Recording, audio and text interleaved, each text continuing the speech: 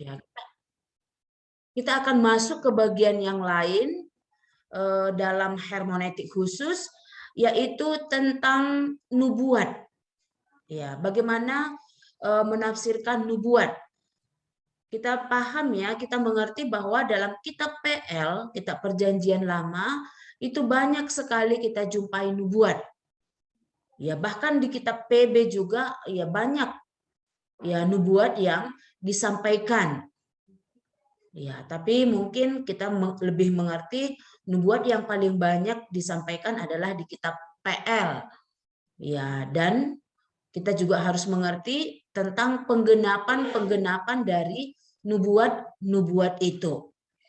Ya, saya akan share screen supaya kita bisa melihat beberapa hal tentang nubuat ini. Ya, nubuat ya mungkin kita mengerti apa arti kata dari nubuat ini. Ya, sering disebut orang ya ramalan. Ya, kalau dikatakan ramalan mungkin bagi kita ini seperti apa ya? Seperti sesuatu ya bisa saja jadi, bisa saja tidak gitu ya. Ya, tapi berbeda dengan apa yang dimengerti atau apa yang kita mengerti kalau dikatakan nubuat dalam Alkitab. Itu pasti sesuatu yang disampaikan dan itu belum terjadi dan pasti akan terjadi pada masa yang akan datang. Iya, jadi nubuat ini adalah sesuatu atau firman yang disampaikan yang belum terjadi dan itu pasti akan terjadi, pasti akan digenapi. Ya, walaupun nanti dalam kitab PL ya ada juga nabi-nabi palsu yang bernubuat. Kalau dikatakan nabi palsu, kita pasti mengerti bahwa semua yang disampaikannya atau nubuat yang disampaikannya tidak akan terjadi. Ya, sebenarnya ini yang membedakan antara nabi palsu dengan ya nabi yang sesungguhnya atau nabi Tuhan. Nubuat, ya nubuat atau tadi kita mengerti ya nubuat adalah firman atau perkataan yang disampaikan yang belum terjadi. Jadi nubuat ini sangat menonjol atau banyak kita jumpai dalam kitab PL. Namun juga ada dalam kitab Perjanjian Baru. Ya. Satu hal yang sampai hari ini secara umum kita mengerti nubuat yang belum digenapi adalah kedatangan Tuhan Yesus yang kedua kali. Ya, kitab Perjanjian Lama menubuatkan tentang hal ini, kitab Perjanjian Baru juga menubuatkan tentang hal ini. Ya, dan ini belum digenapi. Ini secara umum yang kita tahu. Walaupun masih ada hal-hal yang tentang akhir zaman yang belum digenapi. Namun banyak nubuat di dalam kitab PL yang sudah digenapi. Ya, dan penggenapan ini sering disebut dengan penggenapan di masa dekat, nubuat yang penggenapannya dalam waktu yang dekat dan nubuat yang penggenapannya dalam waktu yang jauh atau dalam jangka panjang. Ya, waktu yang lama baru digenapi. Ya, nanti kita akan melihat yang mana yang dalam waktu dekat bisa sudah digenapi ya, dan yang mana bagian yang belum digenapi. Ya, dan yang digenapi dalam Perjanjian Baru. Ini masa-masa ini ya perlu juga kita pahami dalam nubuatan. Ya, ini untuk memahami nubuatan ini memang agak sulit. Ya, para teolog sendiri merasa kesulitan untuk memahami atau untuk mengetahui nubuatan ini. Salah satu ahli tafsir mungkin Barclay Michelson, dia mengetahui kesulitan kesulitan dari tugas hermeneutik yang berkenaan dengan nubuat. Ya, jadi dia merasa dia mengetahui bahwa ini merupakan satu kesulitan bagi para hermeneutik untuk mengkaji tentang nubuat ini. Iya. Dan Barclay Michelson ini mengusulkan, ya karena memang kesulitannya untuk menafsirkan nubuatan ini, sehingga dia mengusulkan supaya ketika kita menafsirkan atau ketika kita melakukan pendekatan kepada nubuat, ya supaya tidak memaksakan makna apapun ke dalam nubuat itu. Ya. Artinya apa? Bahwa kalau seorang nabi atau seorang penulis kitab mengatakan nubuat, ya nubuatan, ya kita sebagai pembaca atau yang mau mendekati atau menafsirkan, dikatakan di sini supaya jangan memaksakan makna apapun ke dalam nubuat itu. Artinya jangan mengira-ngira, jangan menduga-duga. Ya menurutku mungkin seperti ini. Ya, dikatakan jangan dipaksakan tentang hal ini. Ya, tetapi dikatakan namun menerima semua yang dituliskan Nabi bagi umatnya.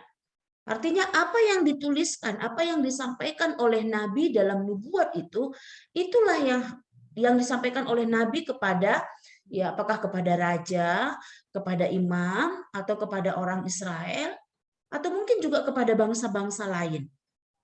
Ya, kita harus menerima apa yang disampaikan, apa yang dituliskan oleh para nabi itu. Jadi jangan memaksakan ya atau menambahkan usulan kita atau ide-ide kita ke dalam nubuatan itu. Karena ini akan menyalahi prinsip penafsirannya. Ya. Ya, kembali memang ini hal yang sulit ya, khususnya pendekatan kepada nubuat ini. Ya, sehingga kalau kita menerima apa yang dipesankan oleh Nabi kepada umatnya, ini membuat, dikatakan di sini, sehingga pesan yang disampaikan Nabi dapat ditafsir dengan tepat secara relevan untuk zaman kita sekarang. Ya, jadi ya ini mungkin hampir sama dengan menafsirkan hukum dalam dalam kitab Pentateuch. Ya, hampir-hampir sama. Jadi setiap hal atau setiap bagian, apakah itu ya hukum atau juga mungkin nubuat yang kita mau kaji, yang kita mau tafsirkan, kita harus ya hati-hati. Kita harus memperhatikan apa yang dikatakan oleh penulisnya. Ya, dan kita harus melihat apakah hal ini atau nubuat yang disampaikan atau hukum yang disampaikan itu bisa ya kita ambil maknanya atau kita hubungkan, kita melihat relevansinya dengan zaman kita hari ini.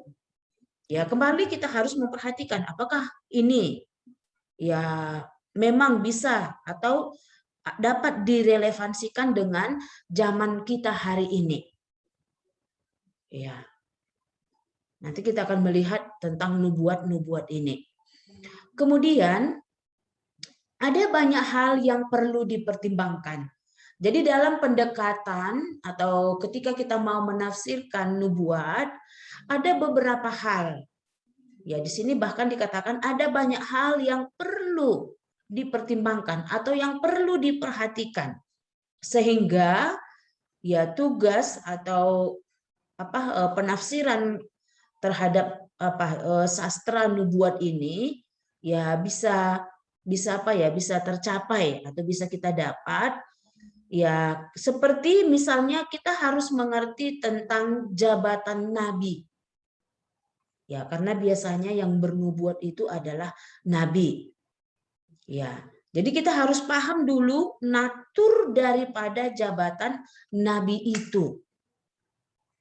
Ya. Sebelum kita membaca atau sebelum kita mau melakukan penafsiran terhadap ya nubuat yang disampaikan oleh nabi. Kemudian hal yang lain yaitu asal usul dan bentuk dari para pesan para nabi itu. Ya. Jadi kita juga harus melihat ya pesan atau asal usul daripada pesan para nabi itu atau latar belakang kenapa pesan itu disampaikan. Kira-kira apa yang mendasari sehingga nabi menyatakan hal ini, dan juga bentuk daripada pesan nabi itu. Ya, nanti kita lihat ada beberapa bentuk nubuatan ya atau pesan nabi. Ya, ada berupa nyanyian, ada berupa penghukuman, ada berupa pemberian pengharapan, ada berupa keselamatan. Jadi kita harus juga melihat atau memahami, sebentar ya. Ya, jadi kita lihat bagian yang lain di sini tadi sehubungan dengan hal-hal yang perlu kita perhatikan atau hal-hal yang perlu menjadi pertimbangan kita ketika kita melakukan pendekatan atau melakukan penafsiran terhadap nubuat. Ya, yang pertama tadi yaitu kita harus ya mengerti tentang natur dari jabatan nabi. Nanti kita lihat bagaimana sebenarnya jabatan nabi ini. Kemudian asal usul. Ya, dan bentuk daripada pesan para nabi tersebut. Ya, jadi ini merupakan hal prinsip yang harus diperhatikan ketika kita mau menafsirkan nubuat. Kemudian tipe-tipe sastra profetik atau tipe-tipe atau bentuk-bentuk daripada berita nabi, dan juga prinsip untuk menafsirkan nubuat. Ya, jadi beberapa hal ini ya menjadi menjadi pertimbangan untuk menafsirkan atau untuk melakukan pendekatan kepada nubuat. Dan kita juga harus mengerti bahwa kitab para nabi, ya, kenapa ini penting? Karena kalau kita lihat kitab PL itu ya kebanyakan adalah berita nabi. Jadi nabi ya ada 12 nabi kecil, ada 4 nabi besar. Ya, jadi berita-berita nabi ini yang banyak berisi nubuat, ini perlu kita pahami, perlu kita mengerti. Jadi kitab para nabi ya adalah pemberitaan berdasarkan Taurat. Ya, jadi sebelum kita sebelum kita melakukan ya atau menafsirkan kitab nabi itu, ya sebenarnya terlebih dahulu kita sudah memahami Taurat. Ya, kemarin kita sudah singgung tentang hal ini ya. Ya, jadi Taurat itu yaitu kitab Pentatuk itu ya. Maksudnya di sini. Jadi kitab Pentatuk ini, kitab Kejadian sampai kitab Ulangan, ini perlu kita mengerti. Kenapa? Karena dasar pemberitaan Nabi atau dasar berita Nabi adalah Taurat itu sendiri. Ya. Jadi kita tidak bisa terlepas dari pemahaman akan kitab Taurat. Sehingga kita menemukan asal usul atau kenapa Nabi ini berbicara, kenapa Nabi ini menyatakan tentang seruan untuk bertobat misalnya, menyatakan penghukuman Tuhan, ini pasti sehubungan dengan Taurat. Iya. Dan ini juga merupakan, kalau kita lihat di sini, bahwa Taurat ini ya menunjukkan bahwa ada perjanjian. Ya, ada perjanjian antara Allah dengan Israel. Iya. Jadi ketika Nabi berbicara atau ketika Nabi menyampaikan beritanya kepada orang Israel atau kepada raja, ya ini seringkali bahkan inilah menjadi dasarnya, yaitu adanya perjanjian antara Israel dengan Allah. Dan perjanjian itu adalah ya Taurat sendiri ya. Ya, di sanalah Allah memberikan undang-undangnya atau hukumnya. Ya, dan itu merupakan suatu perjanjian. Ya, kemarin kita sudah paham ya bahwa perjanjian antara Allah dengan Israel itu seperti seorang raja dengan bawahannya. Ya, artinya Allah sebagai raja ya memberikan undang-undangnya, memberikan ketentuan kepada Israel sebagai ya rakyat yang harus memperhatikan seluruh undang-undang itu. Ini. Kemudian nubuat terutama harus dimengerti dalam konteks ini, yaitu bahwa para nabi menjadi alat pemberitaan bagi firman Allah yang mengacu kepada Taurat sesuai dengan konteks zamannya. Ya. Jadi kita para nabi adalah pemberitaannya ya berdasarkan Taurat untuk menegaskan betapa seriusnya perjanjian antara Allah dengan Israel. Kemudian nubuat yang disampaikan oleh nabi itu harus dimengerti dalam konteks ini. Konteks apa? Yaitu konteks bahwa ada perjanjian antara Allah dengan Israel, yaitu dalam hukum atau dalam Taurat. Iya. Dan juga kita harus mengerti bahwa nabi ini adalah alat Tuhan. Ya, untuk memberitakan firman-Nya kepada orang Israel. Ya, dan ini sesuai dengan konteks zamannya. Zamannya siapa? Zamannya di mana nabi itu menyampaikan berita dari Allah atau menyampaikan pesan dari Allah. Ya, walaupun tadi ya kita harus mengerti bahwa dasarnya adalah dasar dari pemberitaan nabi adalah Taurat ya atau perjanjian antara Allah dengan Israel, tapi para nabi juga ketika menyampaikan berita itu dia harus mengacu kepada atau dia harus menyampaikannya sesuai dengan konteks zaman pada waktu dia memberitakan pesan itu. Iya. Ini ya kita bisa mengerti tentang kitab para nabi. Ya, dasar beritanya adalah Taurat atau hukum perjanjian.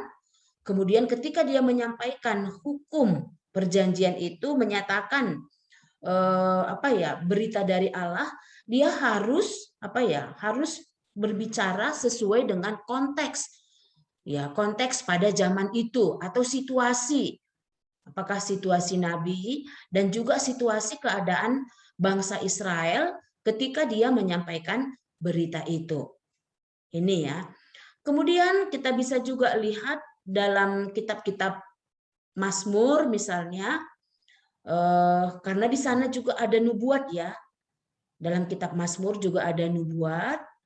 Ya, tapi penyampaian dalam kitab Mazmur atau dalam kitab Hikmat, dia melihat tentang aspek-aspek spiritual dan hubungan pribadi serta sikap-sikap menghadapi kenyataan hidup di hadapan Allah.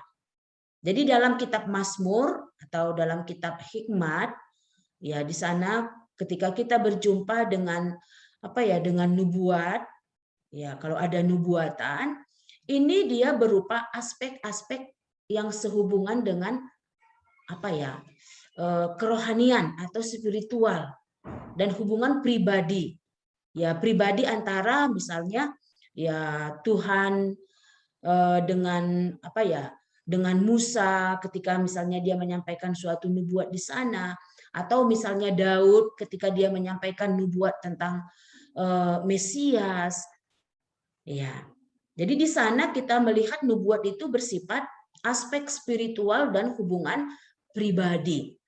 Berbeda dengan kitab nabi. Kalau kita melihat di sana tentang nubuat. Ini. Jadi kita harus paham ya di mana kita atau di kitab mana kita sedang menyampaikan atau mengkaji tentang nubuat ini. Karena ini juga mempengaruhi. Ya. Baik, sampai di sini ada mau kita tanyakan? Jadi ini penting ya. Penting kita pahami ketika kita mau ya menafsirkan atau mau mengkaji tentang nubuat.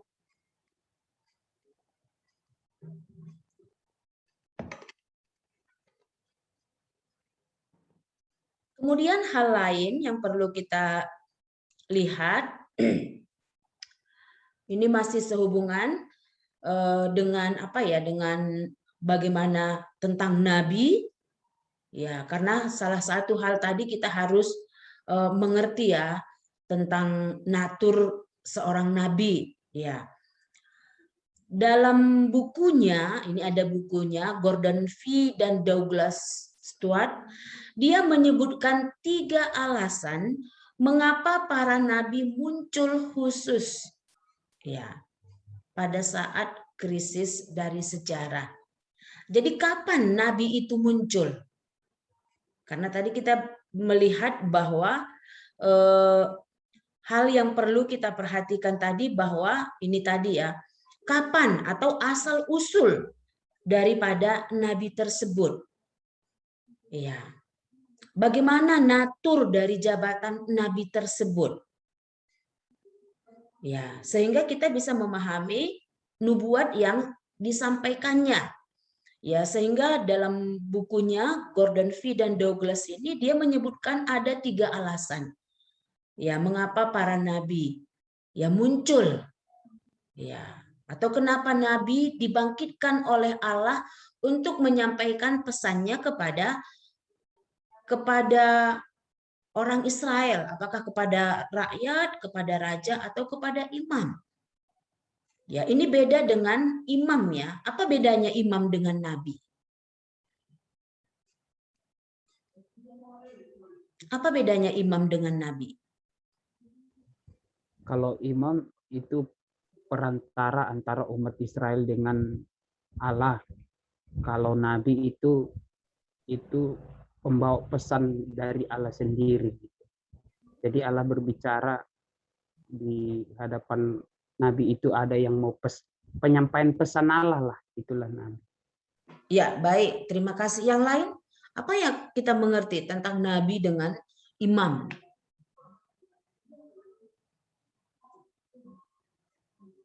Kalau imam itu dia harus dari apa?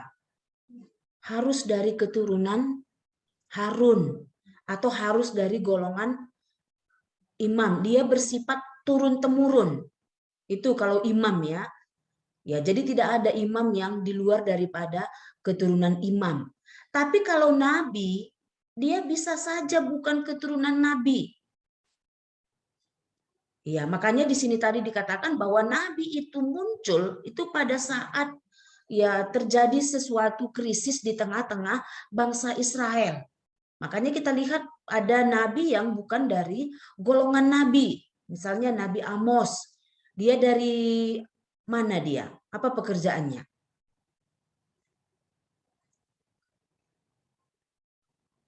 Ya. Kalau nggak salah petani, Bu. Ya. Petani dan atau peternak ya, pengumpul buah Iya. ara dan peternak dia. Jadi seorang nabi itu bisa bukan dari keturunan nabi. Iya. Jadi ini kita harus mengerti. Dan hal yang paling apa ya, yang paling diperhatikan dalam natur nabi ini atau asal usul nabi ini bahwa nabi selalu muncul atau Allah selalu mengutus nabinya ketika terjadi krisis di tengah-tengah bangsa Israel. Krisisnya apa? Ini pasti sehubungan dengan apa? Dengan perjanjian, dengan Taurat. Ya, di mana ketika orang Israel atau bangsa Israel ya melanggar Taurat Tuhan atau tidak memperhatikan firman Tuhan, maka Tuhan akan mengangkat atau mengutus nabinya untuk mengingatkan. Sebenarnya beritanya bukan berita baru ya, berita nabi bukan berita baru. Ya, tapi berita dari Taurat. Ya, yang sudah menjadi perjanjian antara Allah dengan orang Israel. Jadi nabi itu muncul untuk mengingatkan mereka bahwa mereka sudah menyimpang dari Taurat dan Tuhan akan menjatuhkan hukuman, di mana hukuman itu juga sebenarnya sudah dinyatakan sebelumnya dalam perjanjian itu. Ya, inilah tugas para nabi. Ya, selain mungkin ada berita yang lain yang disampaikan oleh nabi. Ya, mungkin berita nabi lebih terperinci lagi siapa bangsa mana yang akan datang menghukum. Ya, walaupun itu mungkin dalam bentuk apa ya, bentuk tipologi atau bentuk gambaran. Ya, atau juga penglihatan. Ini, tapi salah satu hal di sini tadi dikatakan bahwa para nabi muncul ya ketika ada krisis di tengah-tengah bangsa Israel. Ya, seperti apakah krisis itu? Yang pertama, adanya pergolakan yang belum pernah terjadi sebelumnya dalam dunia politik. Ya, ini sehubungan dengan politik di tengah-tengah bangsa Israel. Ya, ketika politik di tengah-tengah mereka berubah, ya misalnya kalau kita lihat zaman Nabi Amos, zaman nabi kecil yang lainnya, bagaimana, atau zaman Nabi Yeremia, ya, atau mungkin zaman nabi yang lain, di mana secara politik ya mungkin setelah kerajaan terpecah, ya orang utara bersekutu dengan Asyur untuk menyerang kerajaan selatan atau kerajaan Yehuda. Ya, atau kerajaan Yehuda ya mau bersekutu dengan Mesir untuk mempertahankan ya kekuasaan mereka, ya bersama-sama mereka melawan kerajaan utara. Ini secara politik dan juga mungkin ini secara militer, secara kekuatan peperangan. Ya, bahkan juga secara ekonomi. Ya, jadi krisis ini terjadi di tengah-tengah orang Israel. Ya, mungkin dalam masalah ekonomi ini sehubungan dengan orang-orang Israel sendiri, antara yang kaya dengan yang miskin, antara yang lemah dengan yang kuat. Ya, semua ini sudah ada diaturkan dalam hukum Taurat mereka. Ya, dan juga sosial. Ya, di mana ya orang-orang Israel atau mungkin ya mereka tidak lagi memperhatikan hak-hak anak yatim, kemudian hak-hak janda, ya. Dan semuanya ini menyebabkan menyebabkan Tuhan membangkitkan nabinya untuk berbicara, untuk mengingatkan orang Israel supaya mereka bertobat, dan jika mereka tidak bertobat akan ada apa? Akan ada penghukuman. Ini. Kemudian hal yang kedua, krisis yang kedua, yaitu terjadi pergolakan religius atau kerohanian mereka. Bahkan kalau kita lihat inilah yang paling sering atau paling banyak terjadi di tengah-tengah bangsa Israel. Yaitu ketika kerajaan yang terpecah itu terus-menerus berpaling dari Yahweh dan dari perjanjiannya untuk menyembah kepada dewa-dewa asing. Ya, mulai zaman kitab Hakim-Hakim ya, kita bisa melihat bagaimana orang Israel ya berpaling dari Allah, dari Tuhan yang sudah membawa mereka ke tanah perjanjian, dan dari covenant atau dari perjanjian. Ya, dan menyembah kepada dewa-dewa asing. Ya, maka pada waktu itu Tuhan mengutus atau mengangkat nabinya. Ya, untuk berbicara, untuk menyampaikan ya penghukumankah, untuk menyampaikan apa? Himbauan untuk bertobat, seruan untuk bertobat. Ya, dan mungkin yang lainnya.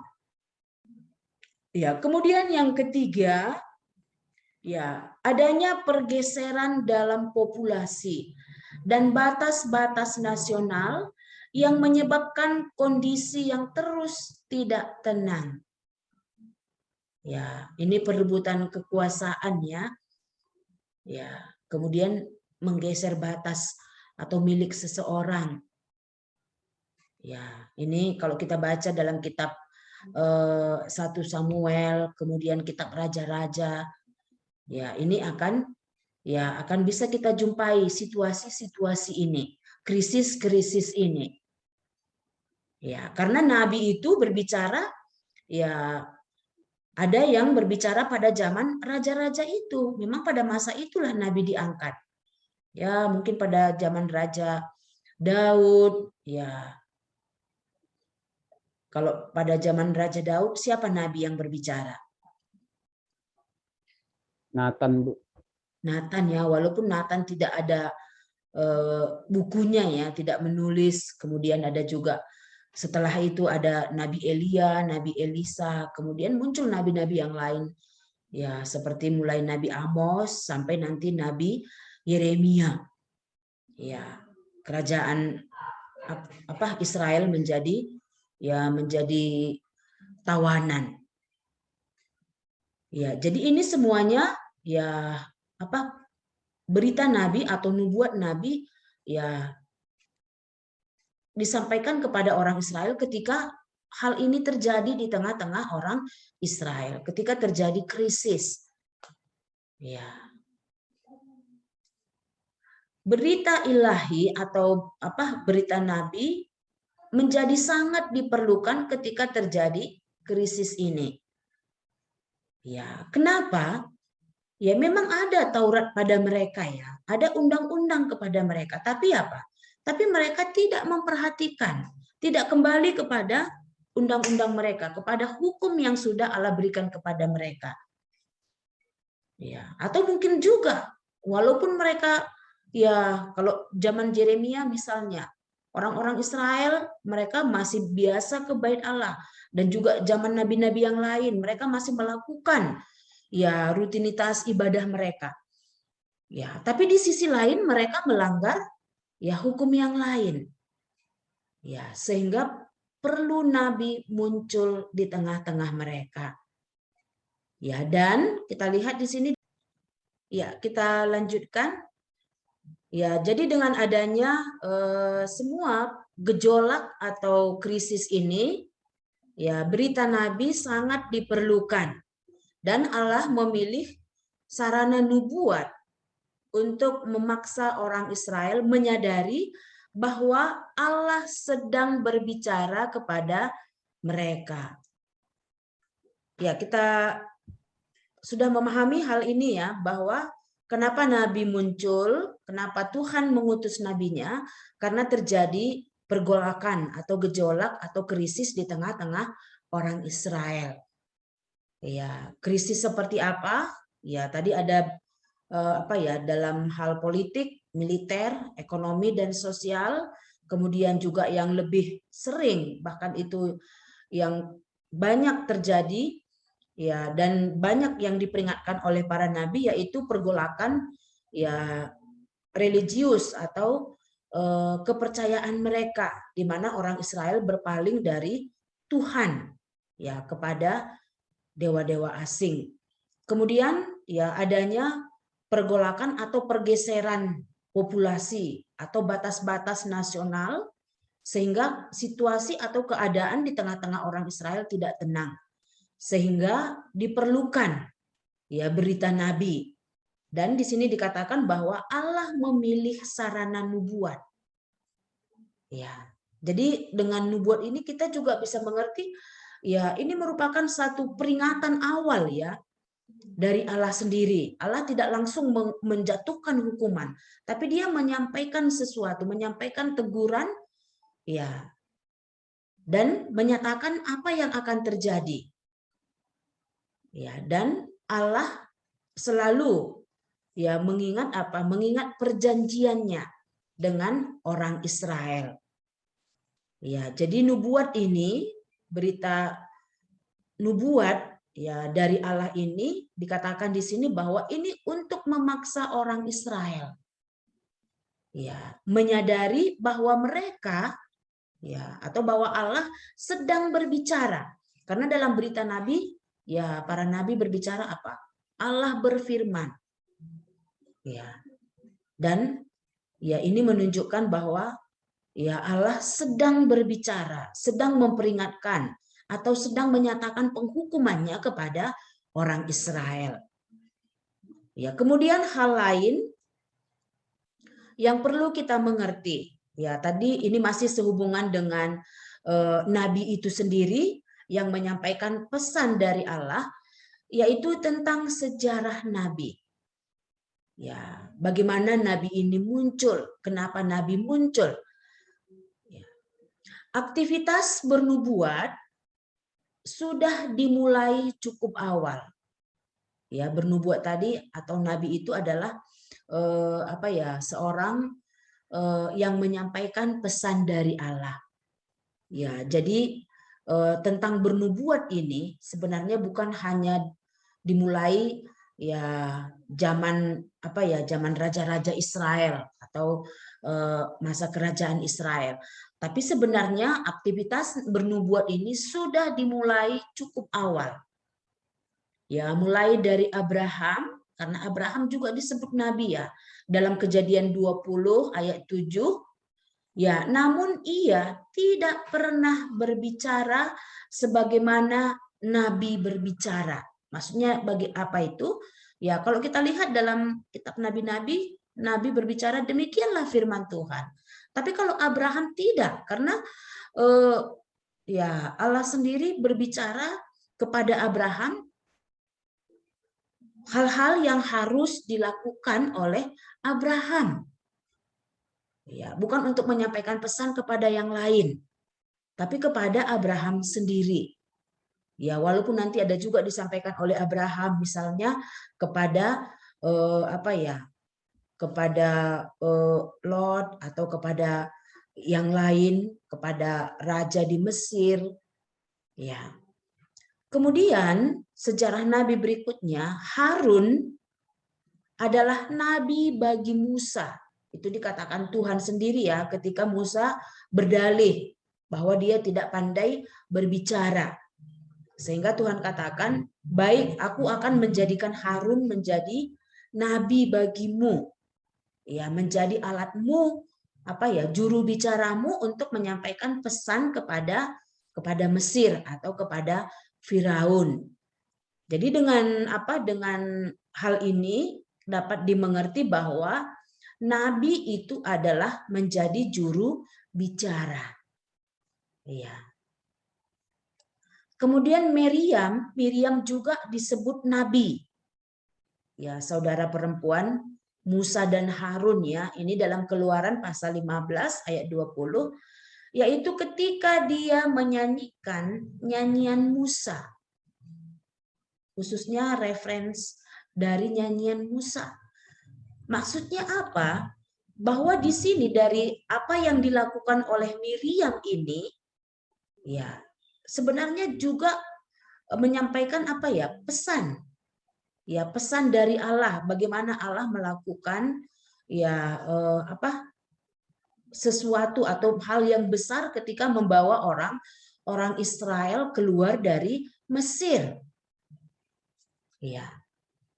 Jadi Miriam ini juga disebut nabi. Kalau dalam bahasa Ibraninya nabiyah ya, nabi perempuan. Ya, demikian juga Eldad dan Medad. Ini kita lihat dalam kitab Bilangan pasal 11. Ya, ketika mereka bernubuat. Ya. Ya, ada yang melaporkannya kepada Musa. Ya, mereka ini masih di dalam perkemahan mereka, sementara yang lain, ya utusan yang lain ada bersama dengan Musa, tapi Eldad dan Medad ini bernubuat ya dalam kemah mereka. Ya. Jadi mereka juga disebut nabi, kenapa? Ya, karena mereka bernubuat, karena mereka dipenuhi oleh Roh Allah ketika mereka bernubuat. Jadi nabi itu bernubuat, menyampaikan ya pesan atau berita dari Allah. Dan dalam Bilangan pasal 12 ayat 6 sampai 8, di sini sudah bisa kelihatan di mana Allah sendiri membedakan para nabi. Ya, Allah berbicara kepada mereka melalui penglihatan. Ya, maksudnya kepada mereka di sini, kepada nabi-nabi yang lain.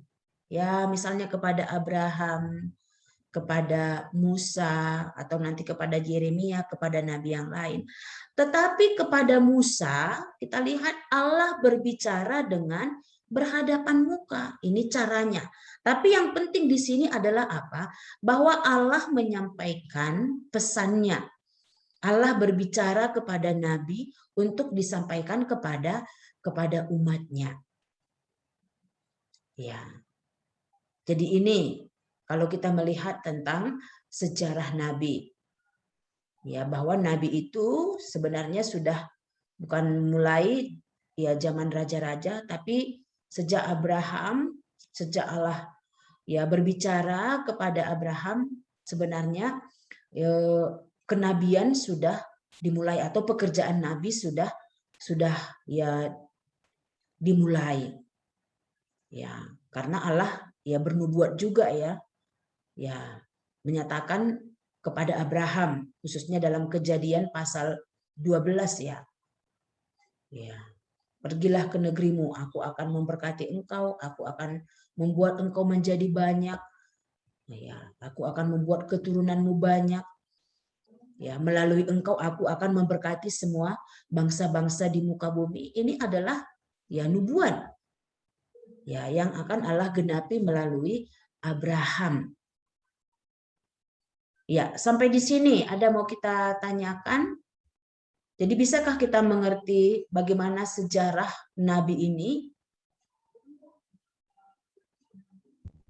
Ya, saya mau bertanya, Bu. Silakan. Yang pertama saya bertanya, berarti Nabi itu dia bernubuat gitu ya, Bu? Jadi setiap Nabi ada nubuat.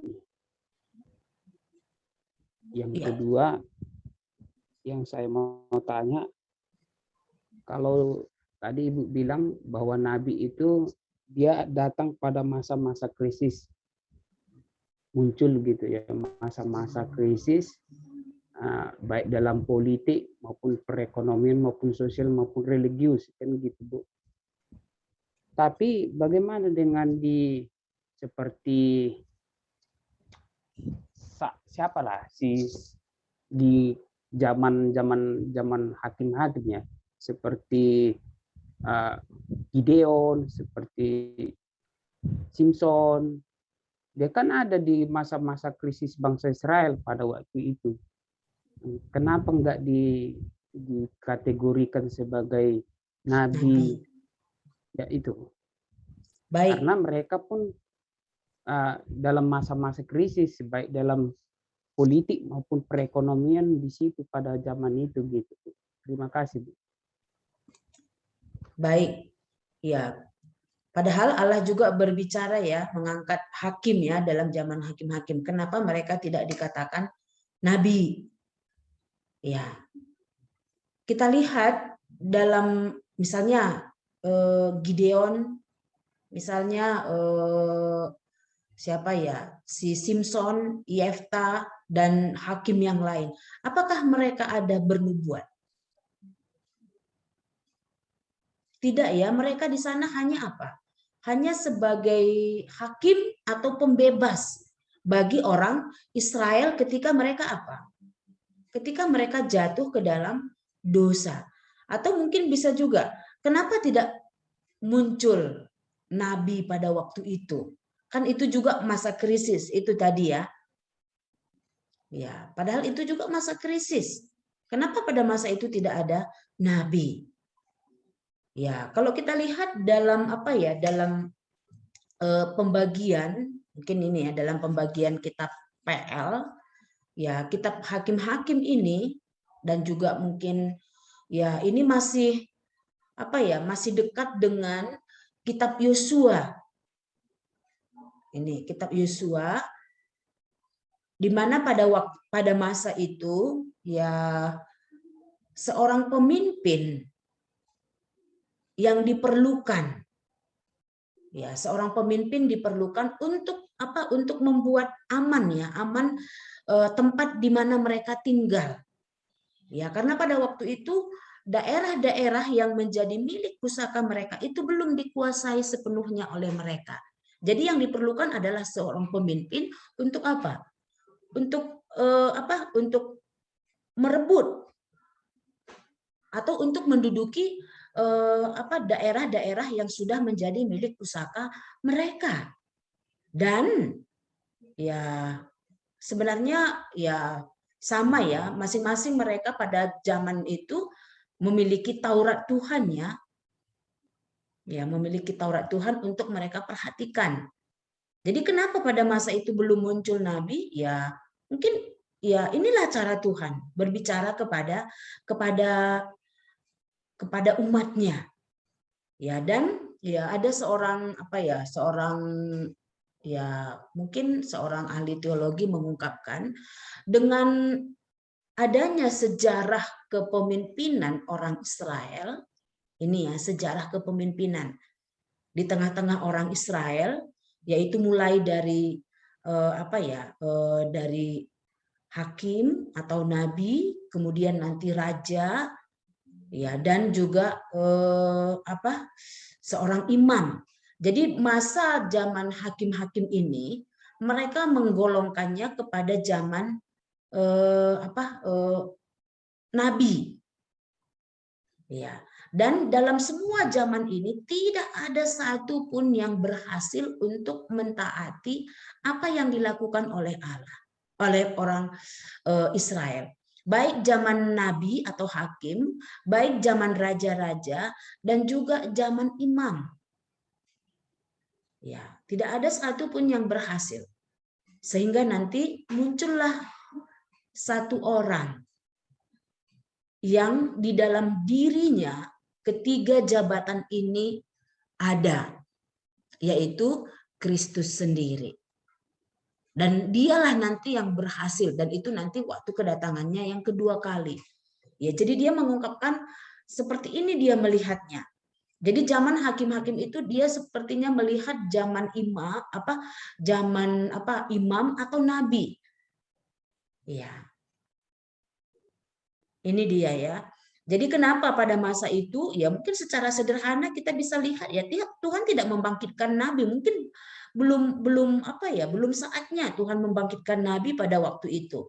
Dia hanya membangkitkan seorang hakim yang untuk mengadili atau menjadi pembebas bagi orang Israel ketika terjadi krisis ini ya, atau pergolakan di tengah-tengah orang Israel, khususnya dalam zaman hakim-hakim. Ya, mungkin ini ya. Ya. Baik, ada yang lain mau kita tanyakan?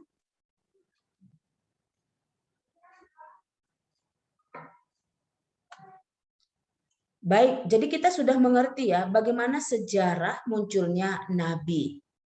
Ya, atau mulai ya nabi itu sebenarnya sejak zaman zaman Musa, di mana orang Israel tidak mau Allah berbicara langsung kepada mereka. Mereka meminta Musa menjadi pengantara, di mana Allah berbicara kepada Musa untuk disampaikan kepada orang Israel. Ya, tapi di sini tadi diungkapkan bahwa sebenarnya sejak awal, sejak zaman Abraham, aktivitas nabi, aktivitas bernubuat itu sudah berlangsung.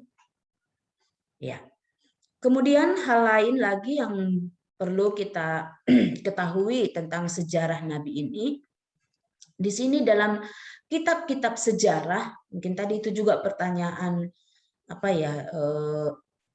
Wilson, kitab-kitab sejarah kalau kita lihat dalam pembagian kitab PL, kitab sejarah itu mulai dari kitab Yosua ya sampai kitab raja-raja, ini dikatakan sejarah awal. Disebut nabi juga dalam kanon Ibrani. Ya, jadi dalam terjemahan dalam versi Ibrani sebenarnya kitab Yosua ini sampai kitab raja-raja ini disebut kitab nabi awal. Jadi orang Ibrani ya mereka melihat ini ya, zaman Yosua itu berarti termasuk juga zaman hakim-hakim, zaman Samuel, dan juga zaman raja-raja itu disebut nabi awal. Karena mereka melihat apa? Ya, mereka melihat pada masa itu juga ya Allah berbicara ya melalui orang yang dipilihnya atau orang yang ditetapkannya. Dan di mana pada masa ini banyak atau cukup banyak aktivitas profetik atau aktivitas bernubuat. Bahkan kalau kita lihat dalam kitab Hakim-Hakim, Deborah itu disebut juga nabi ya. Selain dia hakim, dia juga disebut nabi, nabiah atau nabi perempuan. Ini dalam Hakim-Hakim pasal 4 ya, sampai pasal 5. Ya, dan dalam zaman raja-raja itu ada nabi yang muncul, tadi sudah disebutkan Nabi Nathan. Kemudian ada juga Nabi Elia, ini zaman raja-raja ya, dan juga Nabi Elisa. Ya, di mana pada ya masing-masing nabi ini mereka berbicara atas nama Allah. Ya, tadi ini salah satu di mana seseorang itu dikatakan nabi, di mana dia berbicara atas nama Allah. Nathan berbicara kepada Daud atas nama Allah. Demikian juga Elia dan Elisa. Dan nabi ini juga, peran nabi ini juga adalah sebagai apa ya, pengawas. Ya, yang mengawasi berjalannya kerajaan Israel pada waktu itu. Ya, maksudnya mengawasi apakah mereka menyimpang dari hukum perjanjian atau hukum Taurat. Ya. Makanya kalau kita lihat ketika apa ya, Elia, di mana pada masa itu raja yang memerintah adalah Raja Ahab ya, dengan istrinya Isabel, ya, yang apa? Yang memerintah apa? Yang membawa orang Israel menyimpang dari Allah. Ya, sehingga Nabi Elia berbicara ya kepada Raja Ahab itu. Demikian juga Nabi Elisa. Ya, kalau kita mau lihat, mau tahu ceritanya bisa kita baca ini dalam kitab Raja-Raja ya. Ya, jadi semua ya kitab itu perlu dibaca ya, perlu diketahui. Ya, karena masing-masing satu dengan yang lain itu saling berkaitan, memiliki satu kesatuan. Ya. Kemudian hal lain yang perlu kita ketahui tentang sejarah Nabi ini, bahwa berita dari Nabi dalam tulisannya adalah ya dikatakan di sini penghakiman yang mutlak. Maksudnya apa penghakiman yang mutlak? Bahwa apa yang disampaikan oleh Nabi ini merupakan sesuatu yang pasti akan terjadi. Kalaupun itu misalnya penghukuman, ya ketika para nabi berbicara kepada orang Israel, ya Tuhan akan mendatangkan atau membangkitkan bangsa ini untuk menghukum mereka, maka penghakiman mereka adalah mutlak. Mutlak artinya apa? Apa artinya mutlak? Nggak bisa diganggu gugat, Bu. Iya, tidak bisa ditawar-menawar. Ya, walaupun dikatakannya ya janganlah seperti itu. Ya makanya kita lihat bagaimana ketika Nabi itu berbicara karena kemutlakan apa yang disampaikannya itu, ya sehingga raja atau pembesar-pembesar dalam kerajaan Israel bisa membunuh ya atau menyiksa nabi itu. Ya ini ya. Kemudian kita lihat mulai dari Amos. Ini mungkin nabi yang nabi kecil, nabi yang pertama muncul ya. Sampai kepada pembuangan, ya mungkin Nabi Yeremia. Para nabi menyatakan akhir dari Kafnan, dan itu berarti akhir dari keberadaan Israel dan Yehuda. Ya, jadi ada perjanjian ya antara Allah dengan Israel. Jadi Amos ya sudah berbicara Ya, bahkan tadi dikatakan mulai dari dalam versi Ibrani itu sebenarnya mulai dari Yosua sampai orang Israel nanti menjadi buangan, di mana para nabi menyatakan tentang akhir dari perjanjian itu. Ya, kalau kita baca dalam kitab nabi-nabi ya, kita bisa melihat ya bagaimana kerajaan Israel, ya kerajaan utara itu berakhir, kemudian kerajaan selatan juga berakhir, dan juga ada beberapa bangsa-bangsa lain yang dikatakan oleh Tuhan akan berakhir. Ini ya berita yang disampaikan oleh para nabi. Ya, jadi kita harus memahami semua ini ketika kita mau menafsirkan kitab nubuat. Ya. Jadi untuk melihat, untuk mengerti latar belakang daripada berita nabi, yang pertama tadi kita harus tahu tentang hukum ya atau dasar hukum para nabi, yaitu kitab Taurat. Kemudian kita juga harus tahu latar belakang keadaan pada masa ketika nabi itu berbicara. Ya, dari mana kita bisa mengerti? Kita harus ya membaca ya kitab. Kalau misalnya nabi sebelum pembuangan, kita harus baca kitab raja-raja. Bagaimana situasi orang Israel atau krisis apa yang sedang terjadi pada masa itu sehingga nabi muncul. Ya, dari mana kita bisa tahu krisis yang sedang terjadi? Ya, harus kita baca kitab raja-raja. Ya, dan dasar hukum, dasar nabi berbicara yaitu kitab Taurat.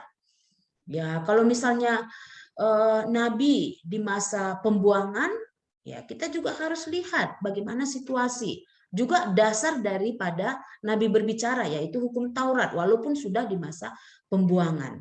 Ya, siapa nabi masa pembuangan? Siapa? Yeremia.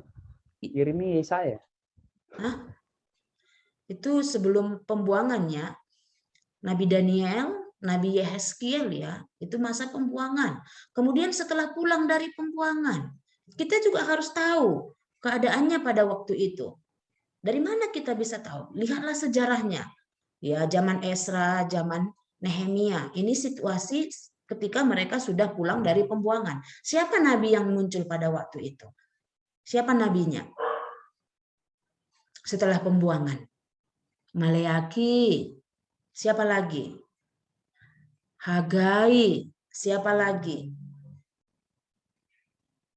Zakaria ya. Ya, jadi untuk mengerti berita para nabi ini kita harus tahu ya konteks atau zaman di mana keadaan orang Israel atau krisis yang terjadi pada masa itu. Ya. Jadi nggak sembarangan untuk apa? Untuk menafsirkan kitab nubuat atau kitab para nabi ini. Ya, sehingga seperti di awal tadi diungkapkan, sehingga ketika kita mengaplikasikan pada masa kita ini, kita bisa paham.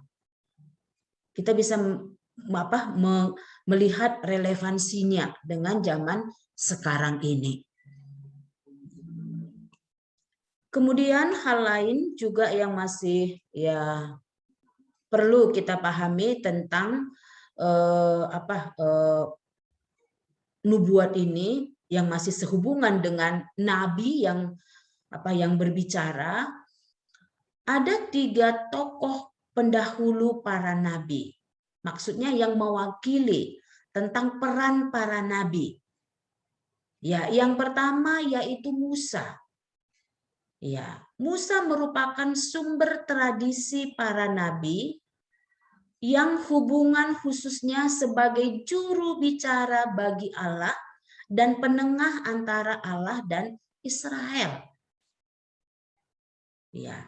Jadi dari Musa ini kita bisa melihat bagaimana peran seorang nabi, bahwa nabi itu adalah sebagai juru bicara bagi Allah. Ya. Dan penengah antara Allah dengan umatnya. Ya. Jadi dari peran dari apa yang dilakukan oleh Musa pada masa itu, ya kita bisa melihat bagaimana peran seorang nabi. Dia sebagai juru bicara Allah. Ya. Jadi kalau kita baca kitab para nabi artinya apa? Bahwa Allah sedang berbicara. Ya, memang nggak lagi langsung dia ketika apa ya seperti Musa waktu di Gunung Sinai ya. Tapi sebenarnya Allah langsung berbicara kepada umatnya melalui nabinya. Itu kelihatan ketika mereka mengatakan apa? Demikianlah firman Tuhan. Demikianlah Allah berbicara kepada kamu. Ini. Kemudian yang kedua, tokoh yang kedua yaitu Samuel. Dari peran Samuel ini kita bisa melihat peran seorang nabi itu seperti apa. Samuel merupakan model peran bagi para nabi. Dia disebut nabi pertama. Itu dalam Kisah Rasul pasal 3 ayat 24 dan dia juga disebut hakim yang terakhir. Ya, artinya mengakhiri zaman hakim-hakim. Jadi Samuel ini dia termasuk hakim juga dan dia juga salah seorang nabi. Ya. Dan nabi Tuhan bagi bangsa itu. Ia merupakan, yaitu Samuel merupakan pengawal.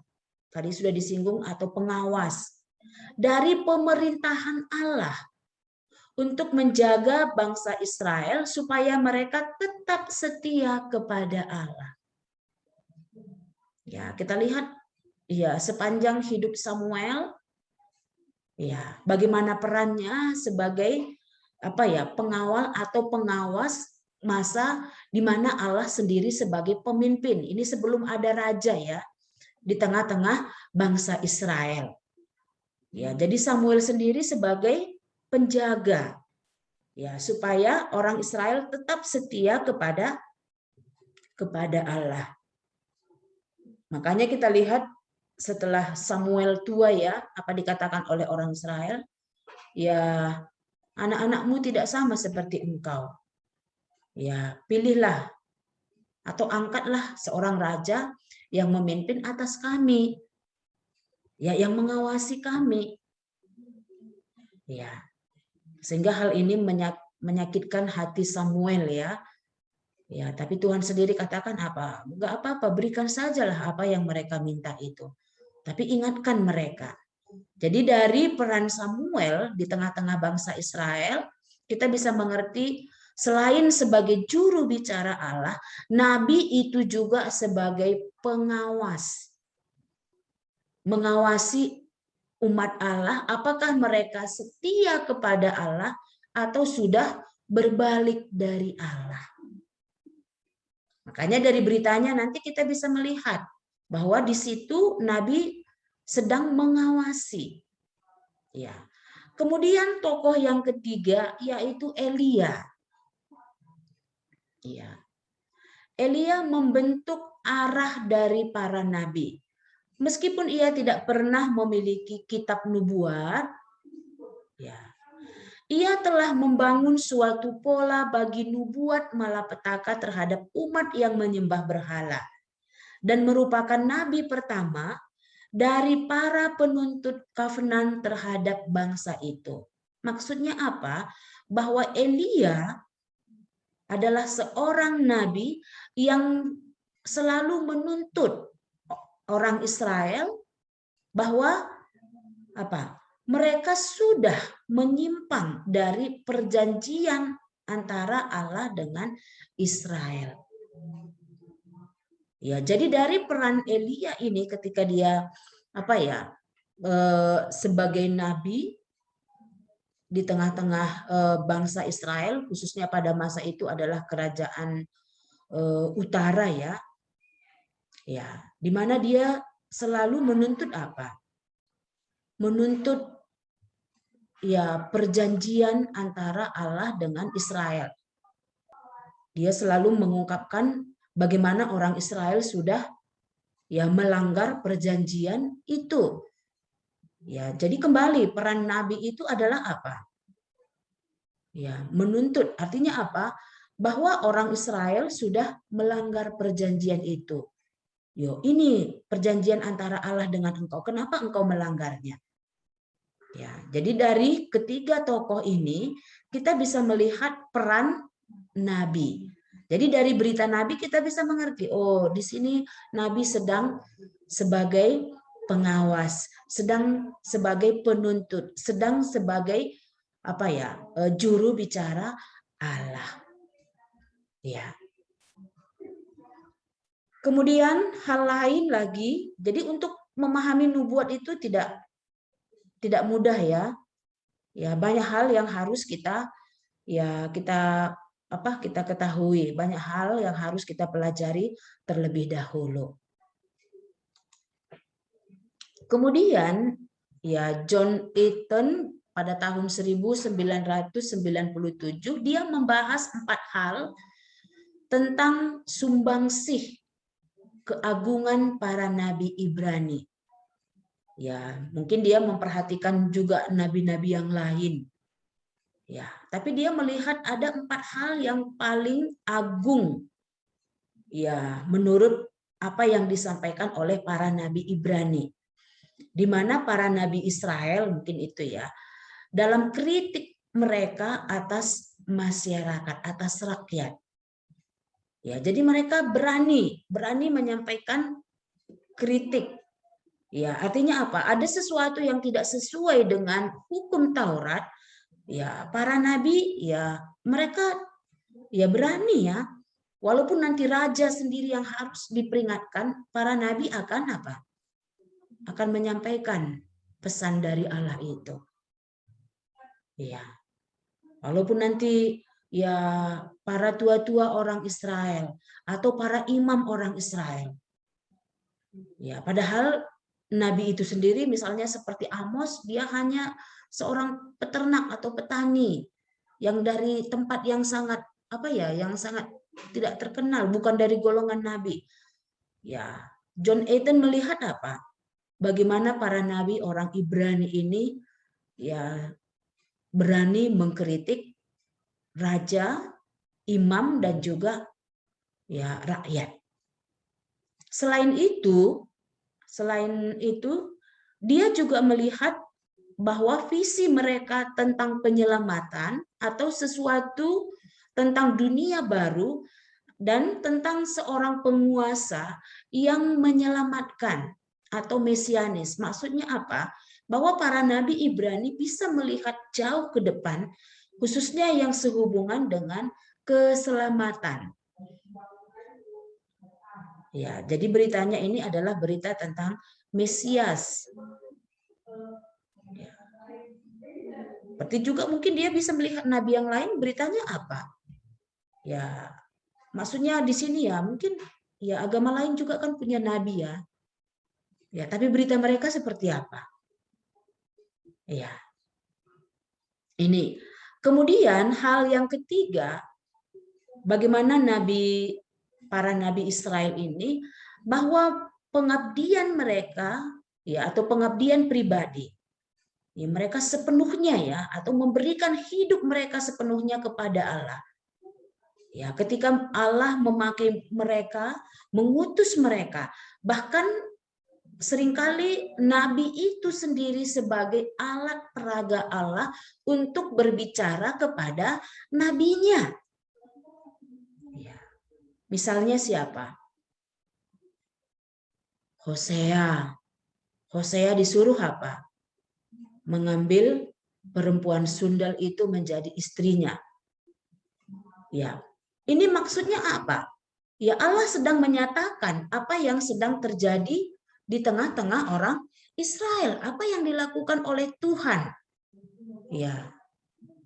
Kepada orang Israel yang sudah berbalik kepadanya, sama seperti Hosea, sudah pun nanti ya istrinya itu diambilnya dari perempuan sundal, kemudian nanti istrinya itu lari lagi, kemudian dibeli lagi, ditebus lagi. Ya. Demikian juga nabi yang lain. Ya, misalnya nabi Yehezkiel, ya Tuhan menyuruh apa? Coba tidur kau dengan sebelah kirimu, kemudian masak rotimu dengan kotoran manusia atau dengan kotoran ini. Kemudian arahkan matamu kepada batu ini, menunjukkan penghakiman Allah atas Yerusalem. Ya. Sehingga ketika Nabi Yeremia, kalau kita lihat apa dikatakannya. Ya, Tuhan, aku nggak mau lagi berbicara kepada bangsa itu. Aku nggak mau lagi menyampaikan pesanmu kepada bangsa itu. Tapi ketika dia tidak mau berbicara, dikatakannya apa? Firman Tuhan itu seperti apa? Seperti panas yang membara dalam hatinya, yang dia tidak bisa berdiam diri untuk itu. Jadi kita lihat para nabi itu, ya ini keunikan tadi ya, bagaimana para nabi ya ini juga membedakan mereka dengan nabi palsu ya. Ya, bagaimana pengabdian pribadi para nabi itu. Ya, sepenuhnya. Ya, demikian juga Nabi Yeremia, dia mengenakan kuk. Ya, karena Allah memang mau berbicara supaya ya mereka mengenakan kuk. Baik, kita lanjutkan tentang keagungan Nabi Israel ini. Yang keempat, tulisan mereka atau berita mereka bukan hanya menyampaikan kutukan. Berarti kemungkinannya para nabi yang lain ya banyak kali menyampaikan hukuman atau kutukan. Tapi para nabi Ibrani ya dalam berita mereka bukan hanya menyampaikan kutukan, melainkan juga makna dan harapan. Ya mungkin ketika nabi berbicara, dia berbicara nubuatnya mungkin secara simbolis. Ya, nabi juga mengungkapkan makna. Dan selain itu, nabi juga memberikan berita pengharapan. Ya, bahkan itulah sebenarnya nubuatannya.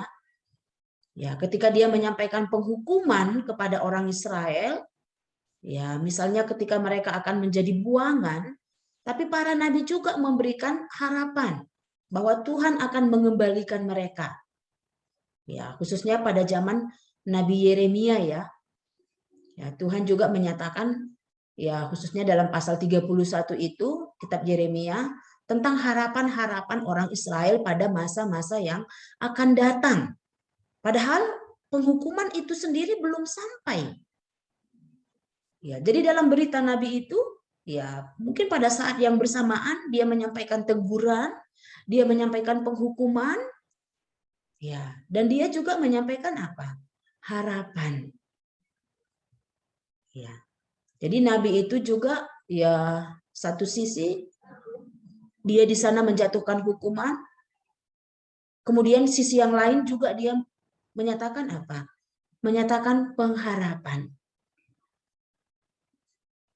Ya, jadi dengan hal ini ya orang Israel atau mereka yang mendengar atau menerima pesan nabi itu bisa apa?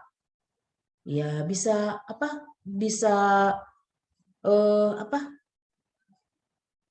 terus hidup atau bisa mempunyai pengharapan dalam hidup mereka sekalipun misalnya mereka sudah sedang dalam penderitaan.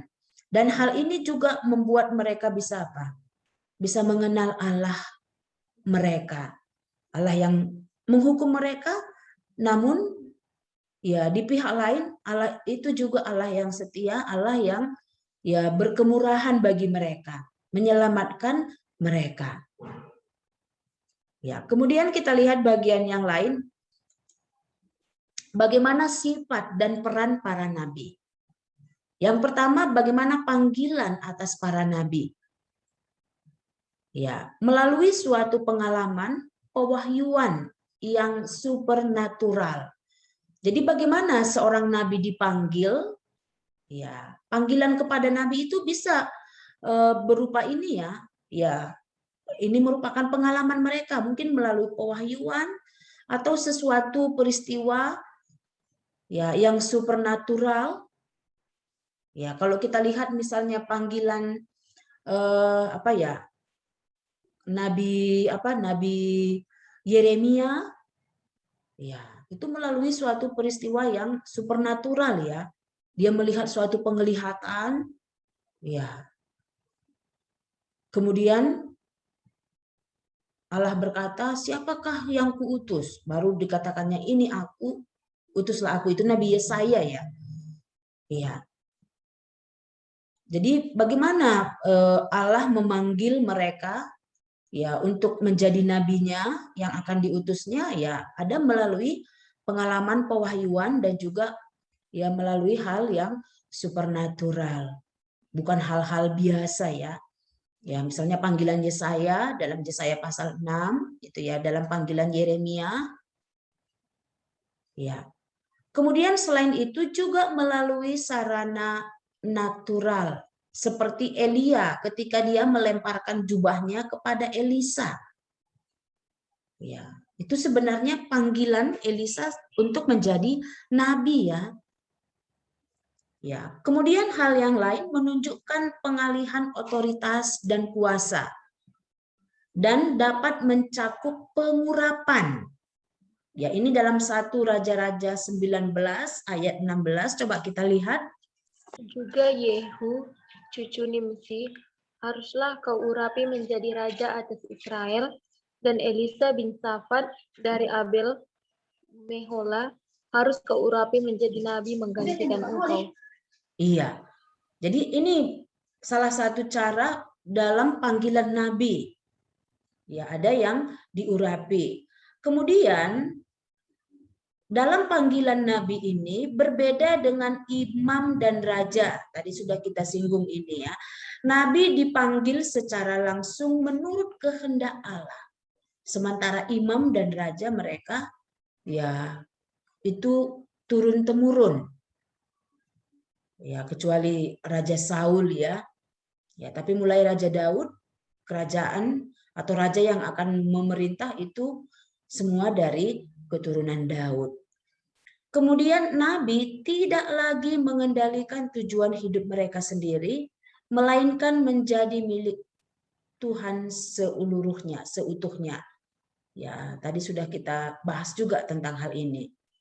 Bahwa Nabi dengan segenap hidupnya ya mengabdikan diri kepada Allah. Bahkan Nabi sendiri ya menjadi alat peraga Allah untuk menyatakan pesannya kepada ya umatnya. Dan mereka ini berada di bawah kendali Tuhan. Ya. Ini ya hal yang mungkin sulit. Jadi seorang nabi itu dia di bawah kuasa, di bawah kendali Tuhan. Ya, ini dalam Yeremia, tadi sudah kita singgung tentang hal ini. Bagaimana Nabi Yeremia ya mengungkapkan tidak mau, tapi dia sadar bahwa kalau ketika dia tidak menyampaikan maka ya seperti bara dalam hidupnya. Ya, jadi dia harus menyampaikan. Artinya dia di bawah kendali Allah sendiri. Hal yang lain yang perlu kita lihat, yang kedua yaitu peran yang kompleks dari para nabi. Ya, tadi juga sebenarnya sudah kita singgung hal ini ya. Ya, dari 3 tokoh itu ya mengungkapkan tentang peran nabi. Ya, peran yang terutama adalah sebagai pembawa pesan dari Allah. Diutus untuk memanggil umat Israel supaya mereka kembali kepada hubungan perjanjian dengan Tuhan. Ya, ini perannya sebagai pembawa pesan dari Allah. Kemudian sebagai pembaharu atau reformasi, yaitu membawa kebangunan rohani, membawa umat Allah untuk kembali kepada Tuhan dan kebenaran dari iman mereka. Jadi membawa pembaharuan kerohanian, ya, pembaharuan iman.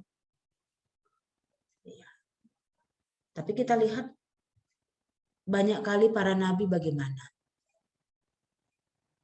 Ya, bukan mereka sebenarnya tidak berhasil ya, tapi bagaimana? Orang Israel tidak mendengarkan nabi itu sendiri. Ya, bahkan Nabi Yeremia pada masanya tidak ada orang Israel yang bertobat. Demikian juga Nabi Yesaya. Ya.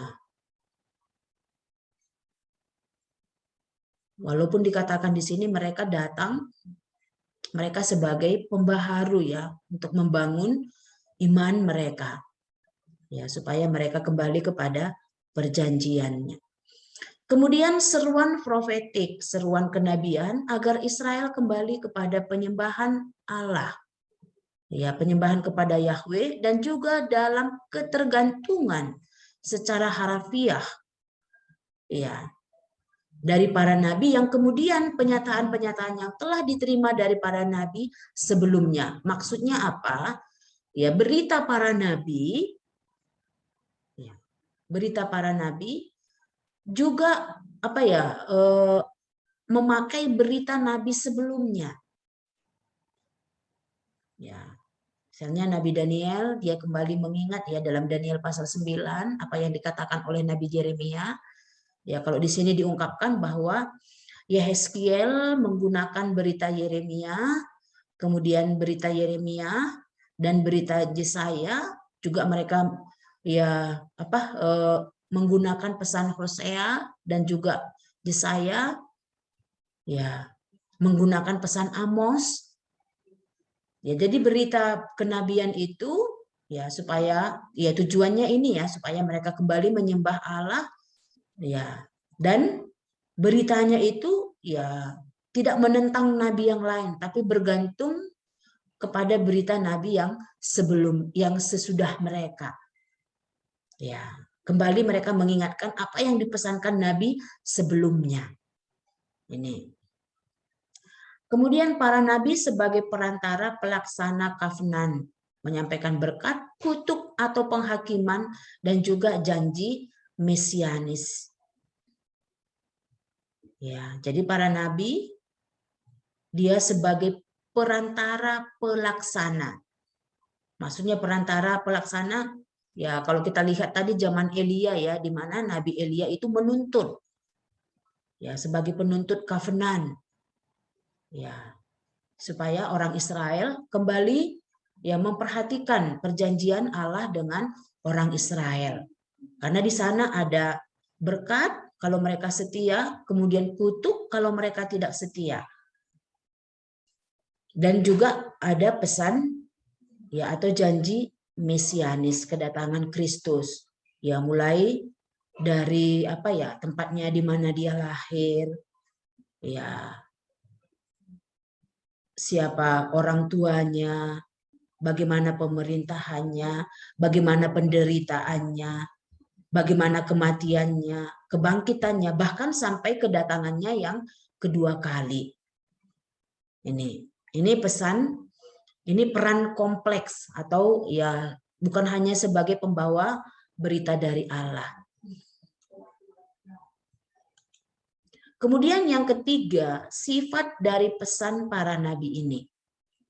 Bagaimana sifatnya pesan itu? Nabi memiliki sisi aktif dan pasif. Secara pasif seorang nabi mereka dipenuhi oleh Roh Kudus dan menerima pesan Allah. Ya, jadi Allah sendiri menyatakan apa yang harus disampaikan oleh nabi. Ya, tapi bukan didikte ya. Ya. Dan secara aktif seorang nabi mereka juga harus menafsir atau memberitakan pesan Allah kepada orang-orang yang ya Allah maksudkan untuk menerima pesan itu.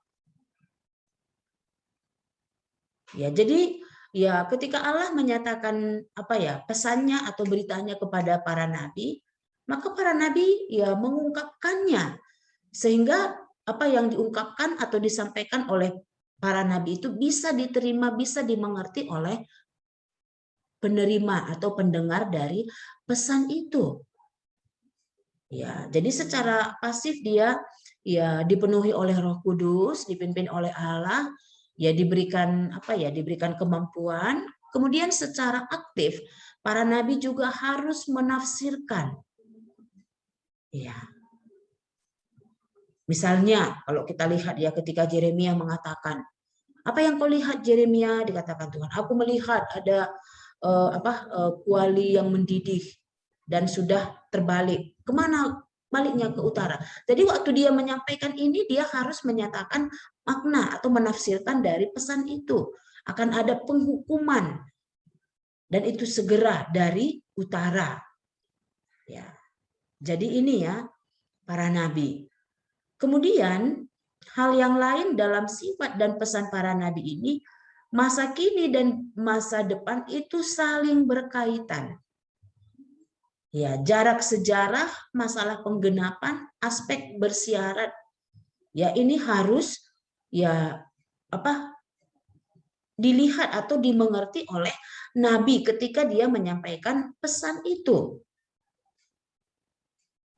Jadi awal waktu dia menyampaikan pesan, ya, kemudian pada masa yang akan datang dia juga harus ya mengungkapkan pesan itu, dan antara yang pesan masa kini dan juga pesan yang masa yang akan datang itu saling berkaitan walaupun ada jarak sejarah. Ya, misalnya ya tentang penghancuran Niniwe ya. Ya, kita tahu Tuhan mengutus Yunus ke Niniwe ya supaya Niniwe bertobat.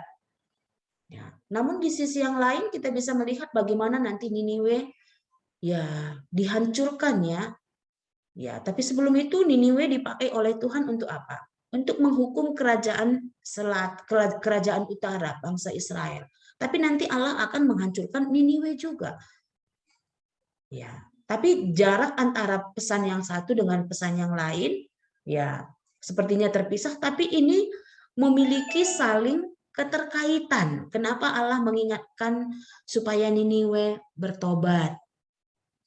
Ya, karena dia punya maksud supaya nanti dipakainya ini untuk apa? Untuk menghukum bangsanya. Ya, tapi nanti juga dia akan menghukum Niniwe itu sendiri. Ya, itu nabi siapa itu berbicara? Untuk bangsa Niniwe. Nabi Obaja ya. Bagaimana Tuhan nanti akan menghukum Niniwe. Ya, jadi pesan ini masa kini dan masa yang akan datang itu ini saling berkaitan. Makanya harus kita memahami keseluruhannya. Kemudian perbedaan keadaan ketika wahyu diberikan. Penglihatan, misalnya penglihatan dan mimpi, ya, atau pewahyuan langsung. Ya, kalau penglihatan tahu kita ya, apa bedanya penglihatan dengan mimpi?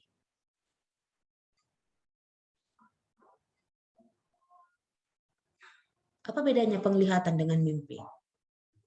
Dan juga wahyu. Apa bedanya?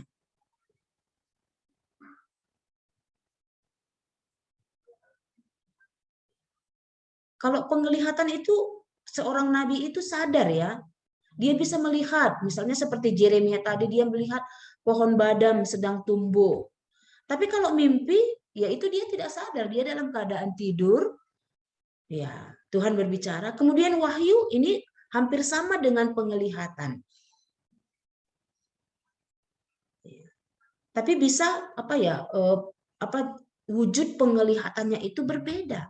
Mungkin kalau wahyu bisa hanya dengan perkataan, ya. Tapi kalau penglihatan mungkin bukan dengan perkataan, tapi sesuatu yang dilihatnya. Ya.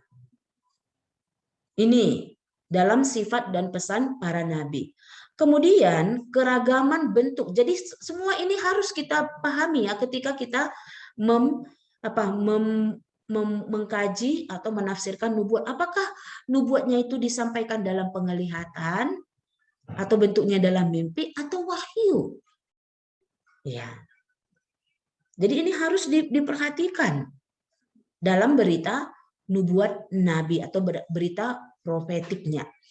Kemudian keragaman bentuk dari pemberitaan profetik, pemberitaan kenabian, ucapan penghakiman, nubuat berkat atau pelepasan, ucapan kutuk, tindakan-tindakan simbolis, ucapan yang berkenaan dengan hukum atau pengadilan, ucapan pembantahan, ratapan profetik, puisi, pemikiran, hikmat, dan apokaliptik. Jadi ini merupakan semua bentuk atau keragaman. Ya, berita-berita nabi itu atau nubuat itu. Jadi nubuat itu ada yang disampaikan dalam ucapan kutub. Nanti kita akan lihat yang mana. Kemudian ada yang disampaikan dalam tindakan-tindakan simbolis. Ya, misalnya apa? Kalau tindakan simbolis. Aku akan menjatuhkan api. Misalnya ketika Amos ya, 1, 2, 3, kamu sudah berlaku ini, maka aku akan mendatangkan api. Ini tindakan simbolis. Maksudnya apa? Ya harus dicari makna yang sebenarnya. Ya. Kemudian ada ucapan yang berkenaan dengan hukum atau pengadilan. Kemudian ada ucapan pembantahan, ada ratapan, ya, ada puisi. Kemudian ada hikmat, ada apokaliptik. Apokaliptik ini penyingkapan ya. Ya berbeda dengan nubuat.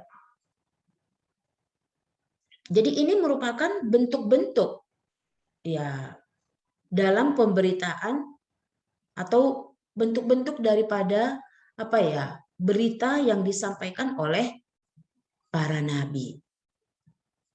Ya. Jadi luas ya. Makanya kalau kita lihat apa ya dalam penulisannya juga berbeda. Kalau dia puisi seperti apa? Ya. Ini.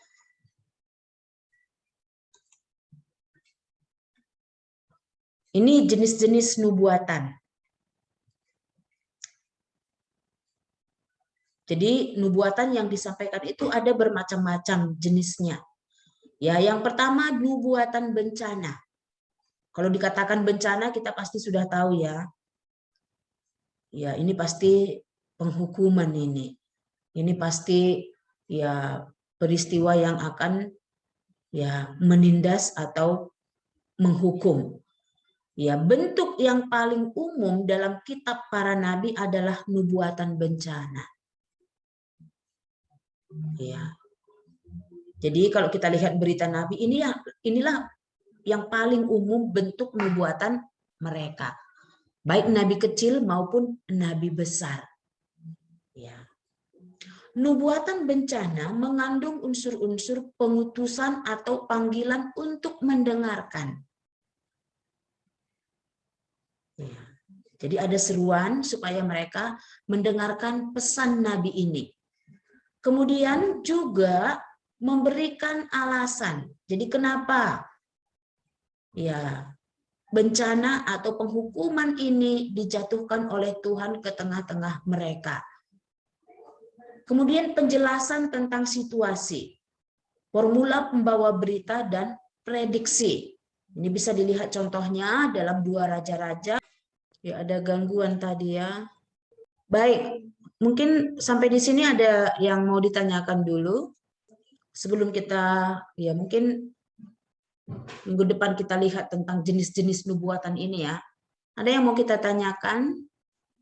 Jadi kalau kita mau melakukan pendekatan atau menafsirkan nubuat, ya kita sudah bisa melihat hal-hal yang harus diperhatikan. Dan hal ini sangat penting supaya berita ya pesan daripada nabi itu tidak salah kita tafsirkan. Apalagi kalau kita melihat relevansinya dengan zaman kita hari ini. Silakan kalau ada mau ditanyakan. Jadi mau menjadi nabi, maksudnya bukan nabi ya, tapi mungkin karunia nabi, menjadi juru bicara Allah, menyampaikan pesan Allah kepada manusia. Ya, tadi hal yang yang menarik ya, bagaimana nabi itu sendiri memberikan hidupnya sepenuhnya. Ya, di bawah pengawasan Allah ya, dan mentaati seluruh apa yang dikatakan oleh Allah. Dan tidak mempoles beritanya sehingga dia diterima oleh orang lain, tidak. Itu nabi. Baik, kalau tidak ada mau ditanyakan, kita cukup. Nanti kalau materinya perlu, saya bisa kasih sama kalian ya. Jadi nggak usah susah-susah. Nggak usah takut kali nggak bisa dapat ininya. Nanti bisa saya kasih sama kalian. Cukup, Wilson? Nggak sulit untuk menafsirkan nubuat? Sulit, Bu. Harus ya, harus Tapi- hati-hati juga. Iya. Tapi sebenarnya kalau kita sudah paham prinsipnya, sebenarnya nggak sulit.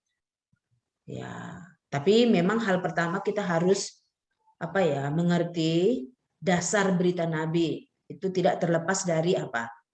Dari hukum Taurat, dari hukum perjanjian, itu dasar beritanya. Ya, dan peran Nabi itu sendiri. Ya, selain dia sebagai juru bicara Allah, dia juga sebagai pengawas. Ya, pengawas apakah orang Israel hidup sesuai dengan perjanjian itu. Ya, dan juga kita bisa melihat ya itu tadi belum sampai ya jenis-jenis daripada berita Nabi. Ya. Kemudian bentuk-bentuk nubuat yang disampaikan oleh para nabi juga hal yang penting. Ya, dalam bentuk apa nubuat itu ditulis. Ini juga mempengaruhi. Ya, jadi perlu kita perhatikan. Ya, mungkin ya kita baca oh begini gitu, padahal bentuknya saja sudah berbeda. Ya, keadaan ya apalagi latar belakangnya. Ya, untuk mengerti latar belakangnya, keadaan pada masa itu kita harus lihat ya sejarahnya atau peristiwanya, keadaannya pada waktu itu. Di mana itu bisa kita lihat? Ya, dalam kitab Raja-Raja ya. Kalau dia masa Nabi ya sebelum pembuangan, ya kemudian kalau masa pembuangan situasi di mana perlu kita ketahui, kemudian sesudah pembuangan zaman siapa perlu kita ketahui. Ya, hal ini menunjukkan apa? Berarti semua kitab dalam PL itu apa? Harus kita kuasai ya, harus kita mengerti. Paling tidak kita tahu peristiwa, kita tahu situasi. Ya, walaupun mungkin belum kita dapat makna teologisnya, oke. Belum bisa kita aplikasikan, iya. Tapi paling tidak kita sudah paham peristiwa. Ya, semua peristiwa yang ada di dalam ya kitab itu, sehingga ketika kita menyampaikan, kok kita tahu latar belakangnya sedikit. Ini yang perlu kita perhatikan. Baik, kita cukup hari ini. Silakan si Cecil yang tutup kita dalam doa. Mari kita bersatu dalam doa. Kami kembali mengucap syukur Tuhan Yesus karena Engkau telah memberkati kami dalam proses pembelajaran kami di sore hari ini. Di mana tadi Tuhan Yesus kami belajar banyak tentang Nabi itu. Engkaulah yang terus membukakannya Tuhan Yesus kepada kami supaya kami mengerti bagaimana yang terjadi di masa lalu. Dan kami serahkan terus hidup kami ke dalam tangan-Mu Tuhan Yesus. Sebentar lagi kami akan berpisah dari Zoom ini. Engkaulah yang terus memberkati kami. Dalam nama Tuhan Yesus kami berdoa. Amin. Amin. Baik, terima kasih dan selamat sore. Terima kasih, Bu, dan selamat sore. Oke, saya close ya.